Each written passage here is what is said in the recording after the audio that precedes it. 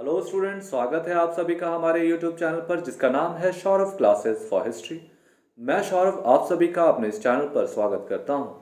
आज मैं BA semester 4 के सब्जेक्ट कोड CC9 जो है हिस्ट्री ऑफ इंडिया 5 1515 टू 52 1605 तक का इतिहास पढ़ना है हमें।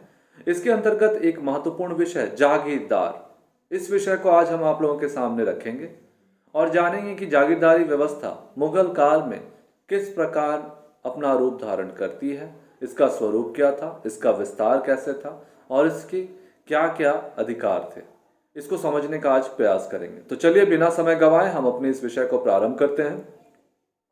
राज्य के कर्मचारियों को वेतन के स्थान पर भूमि देने की परंपरा मुगल काल के पूर्व से चली आई थी। अकबर के शासन के प्रारंभ से ही राज्य के उच्च अधिकारियों को उनके वेतन के बदले ऐसी जागीरें दी जाती थी जिनकी आय उनके नकद वेतन के बराबर होती थी। जागीरदारों के वेतन निर्णय का आधार जमा या भूमि कर था। भूमि कर दो प्रकार का होता था।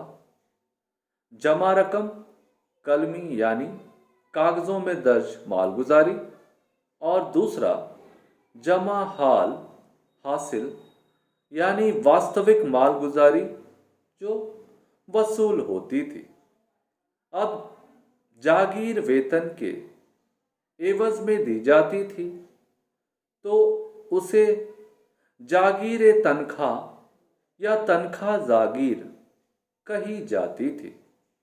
अब जागीर किसी पद के ग्रहण करने के आधार पर दी जाती थी तो उसे मशरूत कहा जाता था।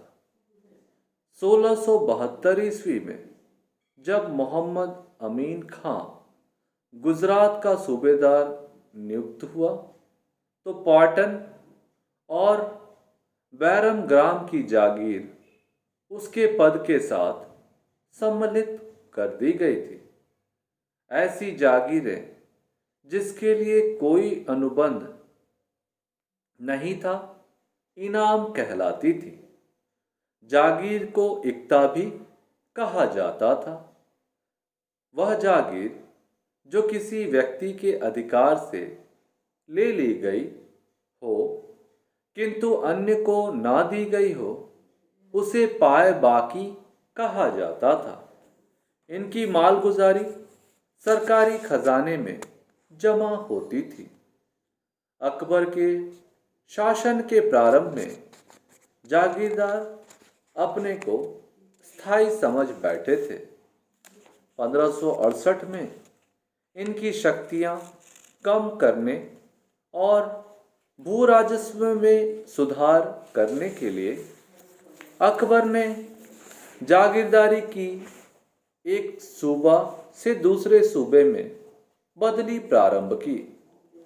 इस बदली तथा मालगुजारी के नियमों में परिवर्तन के कारण जागीरों की जमा में उलटफेर होता रहता था।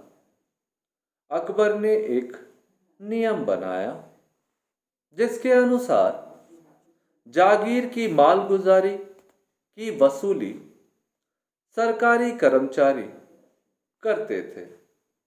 1581-82 में जागीरों में काफी कमी कर दी गई और सामान्यतया नकद वेतन देने की प्रथा चलाई गई, किंतु विरोध के कारण जागीर प्रथा पुनः चलाई गई। जागीरदार राजकीय अधिकारी थे। अपनी पदोन्नति और आर्थिक अस्तित्व के लिए वे बादशाह पर निर्भर करते थे। मुगल काल में अच्छे वंश का होना राजकीय सेवा के लिए आवश्यक माना जाता था।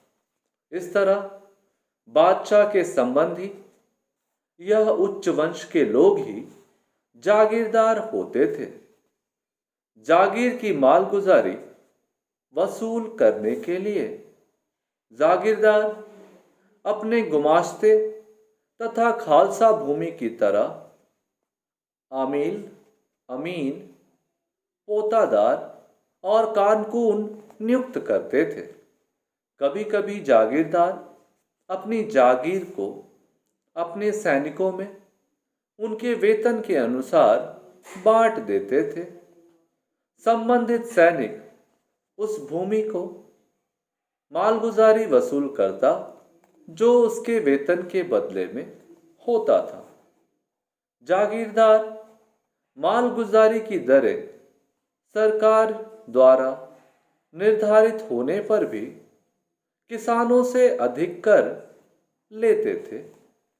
सामान्यतया मालगुजारी वसूली में उतार चढ़ाव के परिणाम जागीरदार को भुगतना पड़ता था, किंतु कभी कभी स्थिति के विषय में शिकायत करने पर सरकार से उसे राहत भी प्राप्त होती थी।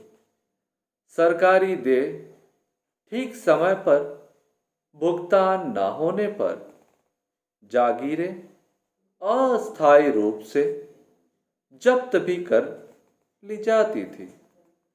कभी कभी मनसबदार का स्थानांतरण एक प्रांत से दूसरे प्रांत में हो जाता था।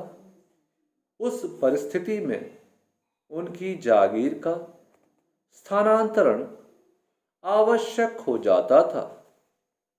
सिद्धांततः इससे मनसबदारों को किसी क्षेत्र में शक्तिशाली होने से रोका जा सकता था।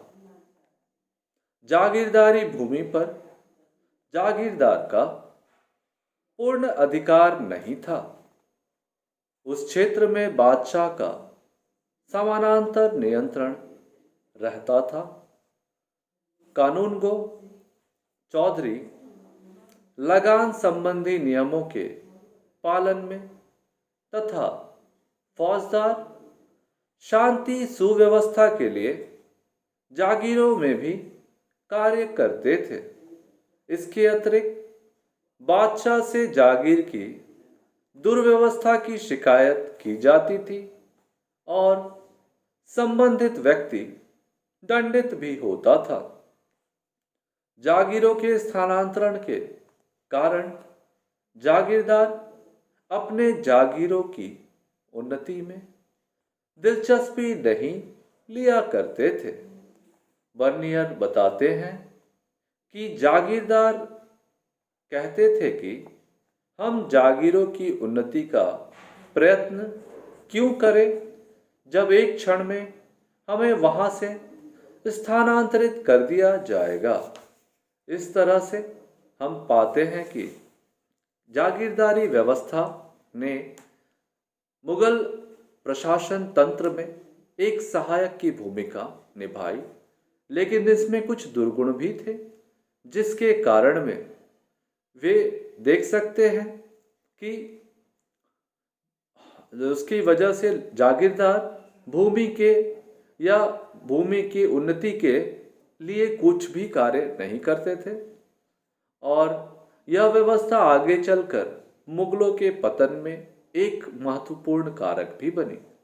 तो कुल मिलाकर हम इस विषय को यहाँ विराम देंगे। हम उम्मीद करते हैं कि यह विषय आपको अच्छे से समझ में आ गया होगा। यदि फिर भी इससे संबंधित कोई सवाल या शंकाएं हो तो आप हमें हमारे कमेंट में लिखकर भेजें। हम उनका यथाशीघ्र निष्पादन करने का प्रयत्न करेंगे। तो आज के लिए बस इतना ही। कल हम फिर एक नए विषय के साथ आप सभी के सामने उपस्थित होंगे। तब तक के लिए धन्यवाद। घर पर रहें, सुरक्षित रहें और पढ़ते रहें। इस मूल मंत्र के साथ हम अलविदा चाहेंगे। धन्यवाद।